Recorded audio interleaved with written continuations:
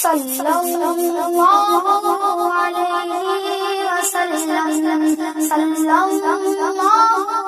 فقد قال الله تبارك وتعالى في القرآن المجيد والفرقان العظيم: أعوذ بالله من الشيطان الرجيم، بسم الله الرحمن الرحيم. اقرأ باسم ربك الذي خلق، خلق الإنسان من علق. اقرأ وربك الأكرم الذي علم بالقلم، علم الإنسان ما لم يعلم. فقد قال النبي صلى الله عليه وسلم: خيركم من تعلم القرآن وعلمه. صدق الله العظيم وصدق رسوله النبي الكريم، ونحن على ذلك من الشاهدين والشاكرين، والحمد لله رب العالمين. تمام تر حمد و ثنا اس رب ذوالجلال کے واسطے ہے. تمام تر درود و سلام آمنہ کے لال رحمت للعالمین جناب محمد رسول اللہ صلی اللہ علیہ وسلم کے واسطے ہے. میرے محترم بزرگ اور دوستو اور اسٹیج پر بیٹھے ہوئے علماء کرام، مفتیان اعظام، تمام لوگوں کا شکریہ ہم ادا کرتے ہیں کہ اللہ تعالیٰ نے ہم سبوں کو ایسے پروگرام میں لایا ہے جس پروگرام میں آنے کے لیے نہ جانے کتنے لوگ ترس رہے ہوں گے، کتنے لوگوں کے دلوں میں خواہش ہوگی کہ دینی پروگرام میں جاؤں، لیکن اللہ رب العزت دینی پروگرام میں آنے کی توفیق انہیں لوگوں کو دیتا ہے جن سے اللہ خوش ہوتا ہے. ظاہر سی بات ہے، مدرسہ رحمانیہ اشرف العلوم سدولی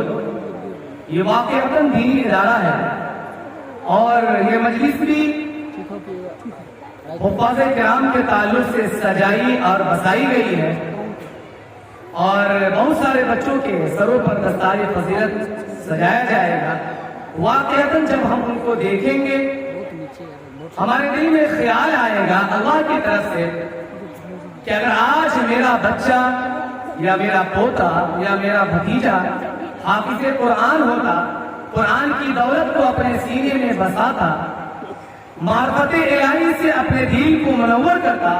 تو آج یہ موقع مجھے بھی دیکھنے کو ملتا. لیکن بڑی افسوس کی بات ہے کہ مدرسہ رحمانیہ اشرف العلوم سدولی میں آنے کا موقع پہلی مرتبہ مجھے ملا ہے، لیکن آنے کے بعد دل میں خیال آیا، ایک دو صاحب سے میں نے تذکرہ بھی کیا کہ ماشاءاللہ یہ علاقہ تو لگتا ہے مالداروں کا علاقہ ہے، لیکن جب مدرسے کے اندر قدم رکھا تو بات سمجھ میں آئی، لگتا ہے کہ مدرسے ہی سے بغاوت ہر ایک شخص کو ہے. ہر شخص کی فکر ہوتی ہے کہ میری عمارت عمدہ ہونی چاہیے، میرا گھر بہتر سے بہتر ہو، ہمارے گھر میں ہر ایک چیز کی سہولت ہو، ہر ایک چیز کا انتظام ہو، ہمارا بچہ بھی بہتر سے بہتر تعلیم حاصل کرے. عصری تعلیم پر ہم اپنے روپے پیسے پانی کی طرح بہا دیتے ہیں، لیکن دینی جب بات آتی ہے، دینی مسئلہ جب سامنے آتا ہے، مدرسے کا کوئی محتمم یا کوئی سفیر یا مدرسے کا کوئی مدرس یا مدرسے کا کوئی خادم جب آپ کے دروازے پر جاتا ہے تو افسوس کی بات ہے کہ آپ کی نگاہ جب ان کے چہرے پر پڑتی ہے تو آپ کا دل مچھا جاتا ہے، آپ کی نگاہیں جھک جاتی ہے، اور آپ یہ سوچتے ہیں ان کو میرے دروازے کے علاوہ کوئی دوسرا دروازہ نہیں ملا. خدا کی قسم جب کل قیامت کے دن نفسی نفسی کا عالم ہوگا، کوئی کسی کو پوچھنے والا نہیں ہوگا، باپ بیٹے سے بھاگے گا، بیٹا باپ سے بھاگے گا، ماں بیٹی کو نہیں پہچانے گی، بیٹی ماں کو نہیں پہچانے گی. اسی مدرسے کا حافظ قرآن، اسی مدرسے کا مدرس، اسی مدرسے کا محتمم کی نگاہ جب آپ کے چہرے پر پڑے گی، جب وہ آپ کو دیکھے گا، آپ کو پہچانے گا، اللہ سے کہے گا اے اللہ رب العزت یہی وہ شخص ہے جو مدرسے میں امداد کیا کرتا تھا، یہی وہ شخص ہے جو مدرس کے ایک مہینے کا خرچ اپنے ذمہ لے رکھا تھا، یہی وہ شخص ہے جو مدرسے کے بچے کو اپنے کفالت میں لے رکھا تھا. اے اللہ اس شخص کو میں پہچان لیا، اے اللہ اس شخص کو تو جنت الفردوس میں تو بھیج دے. میرے محترم، اگر آپ اپنے بچے کو حافظ قرآن نہیں بنا سکے ہیں، اگر آپ خود حافظ نہیں بنے ہیں، آپ خود عالم نہیں بنے ہیں، یہ آپ کا بیٹا ہے، آپ کا پوتا ہے، آپ کے لیے ضرورت ہے کہ آپ ان کو حافظ قرآن بنائیے، آپ انہیں حافظ بعمل بنائیے، آپ انہیں عالم بنائیے، آپ انہیں دین کا داعی، دین کا شہدائی بنائیے۔ میرے محترم، اگر آپ بناتے ہیں لیکن پھر آپ کی شکایت ہوتی ہے میرے بچے بڑے ہو گئے ہیں، جوان ہو گئے ہیں، اس کی عمر 23 سال ہو گئی ہے، ان کی عمر 25 سال ہو گئی ہے، 30 سال 25 سال ان کی عمر ہو گئی ہے، اب وہ حافظ قرآن نہیں بن سکتا، اب وہ عالم نہیں بن سکتا، تو میرے محترم میں آپ سے یہ ضرور عرض کروں گا کہ آپ اپنے محلے کے کسی غریب بچے کو اپنی کفالت میں لے لیجئے، جب تک وہ حافظ قرآن نہ بن جائے اس وقت تک اس کا خرچہ آپ اپنے ذمہ لے لیجئے۔ اگر آپ لے لیتے ہیں، آپ کے بچے ڈاکٹر بن گئے صحیح، انجینئر بن گئے صحیح، IPS بن گئے صحیح، لیکن یہ سب بچے کل قیامت کے دن آپ کو کام آنے والے نہیں ہیں۔ دنیاوی اعتبار سے آپ کو پیسے تو بہت معلوم ہوں گے، میرا بچہ انجینئر ہے، 1.5-2 لاکھ روپے کما کر لاتا ہے،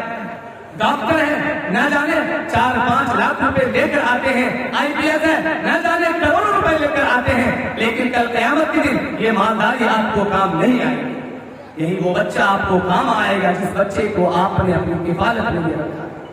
لیکن آج بڑی افسوس کی بات ہے، مالدار لوگ صرف اپنے پر دھیان دیتے ہیں، مدرسوں پر دھیان نہیں دیتے ہیں۔ ہم کو لگتا ہے یہ مدرسہ 10, 12 یا 15, 20 سال پرانا ہوگا، جس اعتبار سے دیکھنے کو لگتا ہے، تو اب تک اس مدرسے کی چھت کا معاملات نہیں ہو پایا۔ کیا اس مدرسے کی در و دیوار،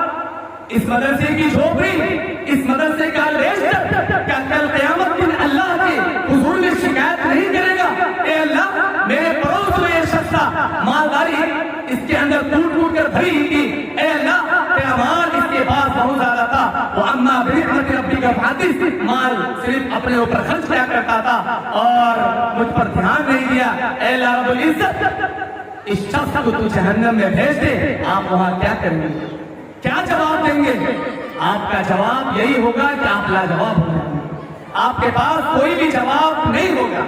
میرے محترم، کل قیامت کے دن جب حافظ قرآن اللہ کے حضور میں حاضر ہوگا، ایک صحابی رسول حافظ قرآن ہے، جناب محمد رسول اللہ صلی اللہ علیہ وسلم سے ملاقات کرتے ہیں، آقا علیہ الصلوۃ والسلام سے پوچھتے ہیں، اے اللہ کے رسول صلی اللہ علیہ وسلم مجھے بتا تو دیجیے کل قیامت کے دن حافظ قرآن کا مقام و مرتبہ کیا ہوگا؟ آقا جناب محمد رسول اللہ صلی اللہ علیہ وسلم ارشاد فرماتے ہیں، کل قیامت کے دن حافظ قرآن کے والد کی سب الگ ہوگی، حافظ قرآن کی والدہ کی سب الگ ہوں گے، اللہ تعالیٰ تمام کی سبوں کو الگ کرے گا، ان کی سبوں کو الگ کرے گا، ماں کی سب کو الگ کرے گا، باپ کی سبوں کو الگ کرے گا۔ آقا علیہ الصلوۃ والسلام کے صحابی جناب محمد رسول اللہ صلی اللہ علیہ وسلم پوچھتے ہیں، اے اللہ کے رسول صلی اللہ علیہ وسلم کیا معاملہ ہوگا ان کے ساتھ؟ نبی علیہ الصلوۃ والسلام ارشاد فرماتے ہیں کہ ان دونوں کے سر پر تاج پہنایا جائے گا، جس کی ایک موتی اگر دنیا میں گر جائے، دنیا میں گرا دی جائے، پوری دنیا روشن ہو جائے گی۔ صحابی پوچھتے ہیں، جو صحابی حافظ قرآن ہے وہ پوچھتے ہیں، ماں صاحب کو کہا تھا، اے اللہ کے رسول صلی اللہ علیہ وسلم میں نے آپ سے یہ نہیں پوچھا ہے ان کی ماں کا مرتبہ کیا ہوگا، ان کے والد کا مرتبہ کیا ہوگا، میں نے یہ پوچھا ہے، میرا سوال یہ تھا اے اللہ کے رسول کہ حافظ قرآن کا مقام و مرتبہ کیا ہوگا؟ نبی کریم صلی اللہ علیہ وسلم ارشاد فرماتے ہیں، حافظ قرآن کا مقام و مرتبہ یہ ہوگا کہ اللہ تعالیٰ اسے ایسی جنت عنایت فرمائے گا ما لا عین رأت، جس کو کسی نگاہ نے آج تک دیکھا نہیں ہوگا، کانوں نے ان کے بارے میں کبھی سنا نہیں ہوگا، دل میں اس کے بارے میں کبھی خیال نہیں ہوگا۔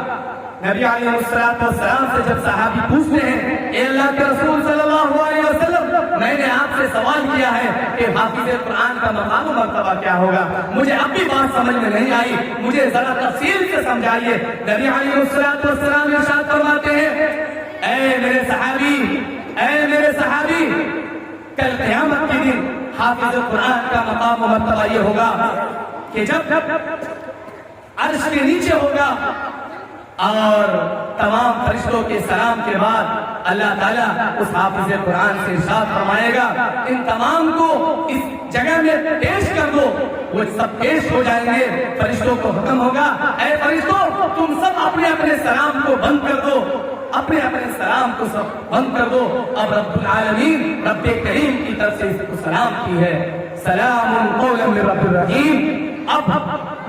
ان حافظ قرآن کو سلامتی کون پیش کر رہا ہے؟ وہ رب ذوالجلال جو تمام کائنات کا بادشاہ ہے، جو تمام بادشاہوں کا بادشاہ ہے، جس کی اجازت کے بغیر ایک پتا ہل نہیں سکتا، جس کی اجازت کے بغیر آپ کے جسم میں جتنے بھی رگیں ہیں اس میں جو خون دوڑ رہے ہیں، اسے خون کی دوڑنے کی جو ہاہٹ ہے وہ ہاہٹ بھی اگر دیتی تو اللہ کی اجازت کے لیے تھی۔ وہ آقا،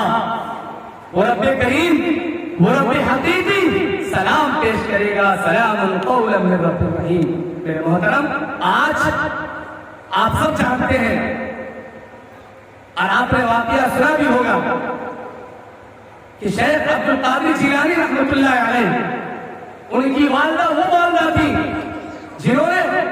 اپنی عزت و عفت اور اپنی عزت کو محفوظ کر رکھا تھا۔ ان کے والد محترم وہ تھے جنہوں نے آج تک اپنے بچوں کو مشتبہ چیز نہیں کھلایا نہ پلایا،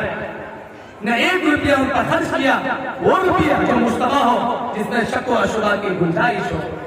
ان کی پیدائش 10 شعبان یکم رمضان المبارک، اور اسی طرح نہیں 29 شعبان یکم رمضان المبارک کو جب ان کی پیدائش کا وقت ہوتا ہے، دودھ کی خواہش ہوتی ہے، لیکن شیخ عبد القادر جیلانی رحمۃ اللہ علیہ دودھ پیتے نہیں ہیں، سب لوگ پریشان ہیں، آج یہ بچہ دودھ کیوں نہیں پیتا ہے؟ ان کے نانا آتے ہیں، آ کر کہتے ہیں یہ بچہ دودھ اس لیے نہیں پیتا ہے، یہ بچہ اللہ کا ولی ہے، یہ دودھ افطار کے بعد کرے گا، روزے کی حالت میں یہ بچہ پیدا ہوا ہے۔ میرے محترم، ماں ہو تو وہ ہو جنہوں نے اپنی عزت کی حفاظت کی، اپنی عفت کی حفاظت کی، باپ ہو تو وہ ہو جنہوں نے آج تک 1 روپے بھی مشتبہ خرچ اپنے بچوں کو نہ کیا۔ آپ کے گاؤں والے، آپ کے محلے والے بڑے خوش نصیب ہیں، اللہ رب العزت کا بہت بڑا احسان ہے کہ آپ کے محلے میں، آپ کے ضلعوں میں، آپ کے صوبہ میں مدارس عربیہ، مکاتب قرآنیہ کا انتظام ہے، اور آزادی کے ساتھ قرآن پڑھنے اور پڑھانے کا ماحول قائم اور دائم ہے۔ اللہ تعالیٰ اس ماحول کو قائم اور دائم رکھے، بری نظر والوں کی بری نظر سے اللہ تعالیٰ اس ادارے کی مکمل طریقے سے حفاظت فرمائے۔ آپ کو وہ تاریخ یاد ہوگی، وہ ایک تاریخ بیان کر کے میں اپنی بات کو ختم کروں گا کہ اندلس میں جب کمیونسٹ کی حکومت تھی، جب اس کی طرف سے جب سوال کا معاملہ سامنے آیا، یہ حکم پیش کیا گیا اگر کوئی قرآن پڑھتا ہے اسے 17-18 سال جیل ہو، یا کوئی پڑھانے والا اگر مل گیا، کوئی پڑھنے والا ایک بچہ بھی مل گیا، یا کسی کے گھر میں قرآن کا کوئی ایک ورق یا مکمل قرآن اگر مل جاتا ہے، ایسی صورت میں اسے سزا دی جائے گی۔ جب یہ بات سامنے آئی، یہ مسئلہ 1-2 نسل نہیں، کئی نسل گزر گئے اور کوئی قرآن پڑھنے والا نہ تھا، کوئی قرآن پڑھانے والا نہ تھا، مسجدوں بالکل ویران ہو چکی تھی، مسجد کو شراب کھانے کا اڈا بنا دیا گیا تھا، مدارس کو استقبال کا میدان بنا رکھا تھا۔ میرے محترم بزرگ اور دوستو، جب حکومت ختم ہوتی ہے، دوسری حکومت آتی ہے، تو وہاں کی ایک وقت مرکز نظام الدین پہنچتی ہے، حضرت مولانا سجاد رحمانی صاحب دامت برکاتہ، اللہ تعالیٰ ان کا سایہ ہم لوگ کے سر پر تادیر قائم دائم رکھے، ان کی عمر میں اللہ تعالیٰ ترقی فرمائے۔ وہ اپنی زبانی بیان کرتے ہیں کہ وہ جب وہاں کی ایک وقت آئی تو وہاں کے جو بزرگ ہیں انہوں نے کہا اس وقت کو لے کر تم دارالعلوم جاؤ، موزارالعلوم جاؤ، ندوۃ العلماء تم جاؤ۔ جب یہ وقت وہاں پہنچتی ہے، وہاں کے لوگوں سے، بزرگوں سے ملاقات ہوتی ہے، ان میں سے ایک شخص کہتے ہیں کہ آپ میں کوئی شخص ایسا ہے جو قرآن پڑھتا ہو؟ وہ ٹیم میں 3 حافظ قرآن ہوتا ہے، وہ ٹیم کے جو ذمہ دار ہیں وہ کہتے ہیں الحمدللہ ثم الحمدللہ، اللہ کے فضل و کرم سے یہ جو وقت آئی ہے، یہ جو ٹیم آپ کے پاس آئی ہے، یہ ٹیم میں 3 حافظ قرآن ہے۔ وہ کہتے ہیں کہ ایک پورا قرآن پڑھ کر مجھے سناؤ، وہ شاندار لب و لہجہ، وہ تجوید کی رعایت، وہ مخارج کی رعایت کہ مت پوچھئے۔ حضرت فرماتے ہیں کہ جب وہ قرآن کی تلاوت کر رہے تھے، سن کر دل باغ باغ ہو گیا، دل میں خیال آیا، ہم ان سے سوال کر رہے تھے کہ حضرت آپ کی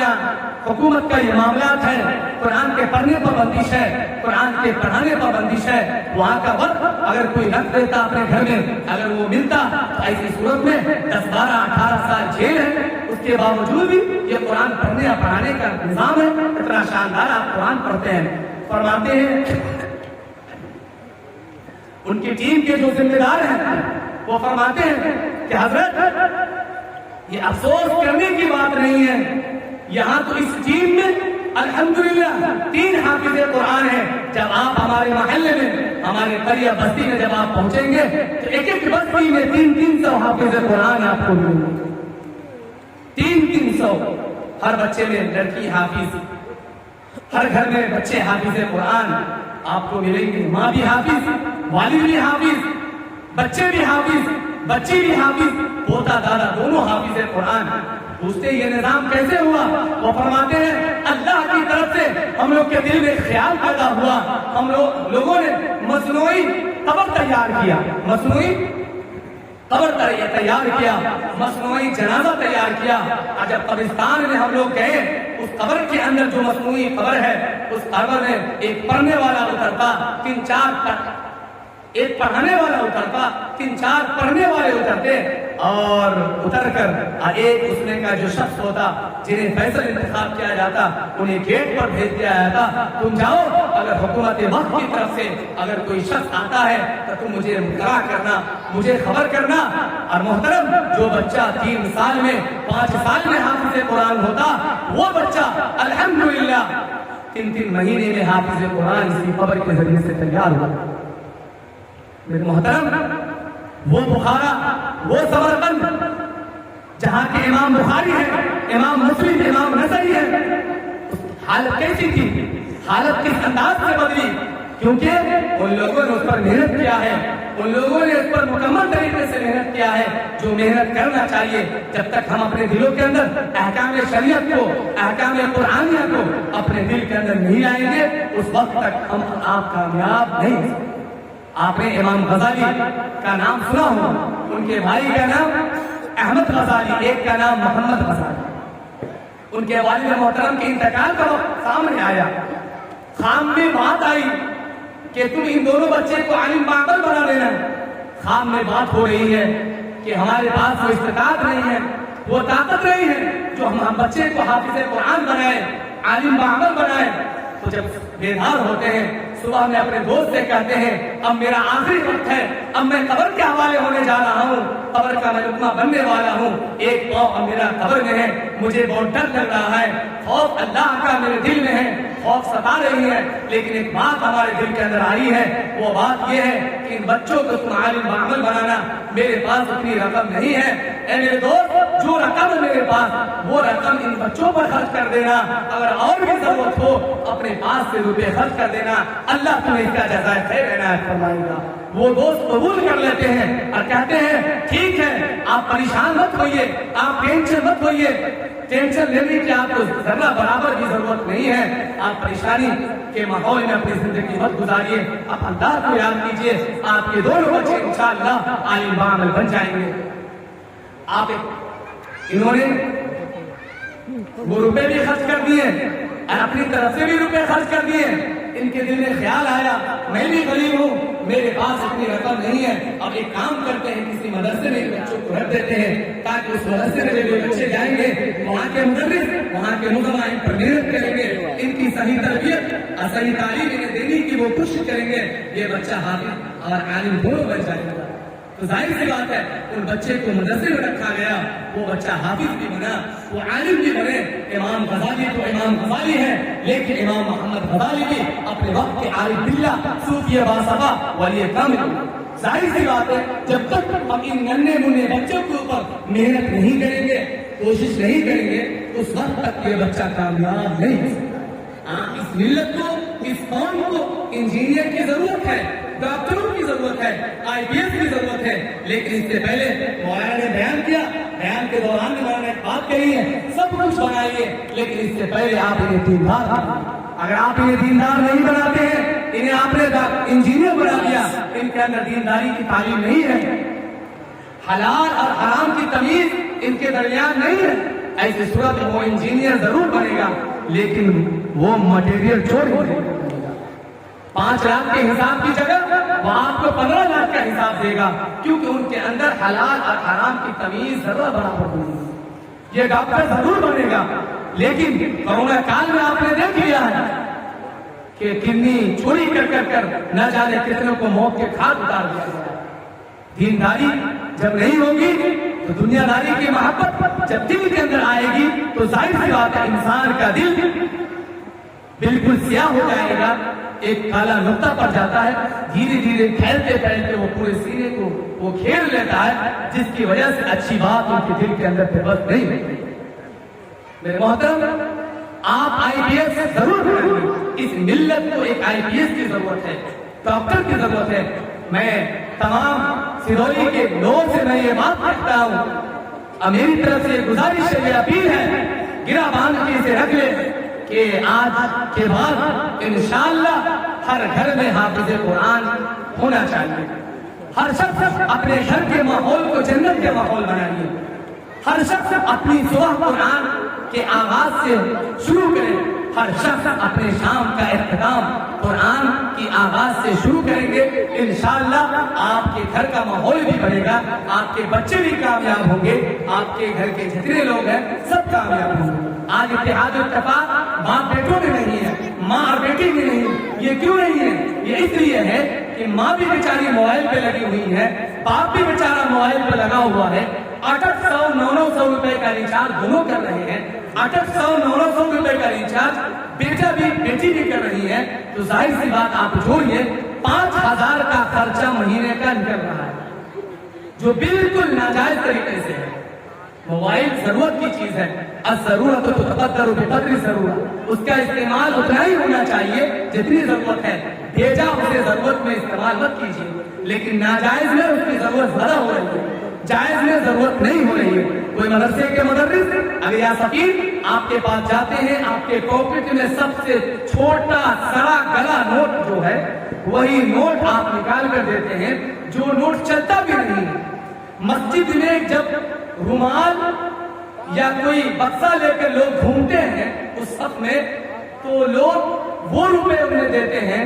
جو روپے چلتے بھی نہیں. تو میرے محترم, آپ اپنی عمارت اتنی عمدہ بنا رہے ہیں, آپ اپنے رہنے سہنے کا انتظام اتنا عمدہ کر رہے ہیں کہ آپ ایک بڑا نوٹ مدرسوں کو نہیں دے سکتے. سدولی کے ہر شخص, ہر گھر کا شخص, ہر فرد و بشر یہ کوشش کرے, انشاءاللہ آج سے ہم سے جو غلطی ہوئی اللہ تعالیٰ اسے معاف کرے,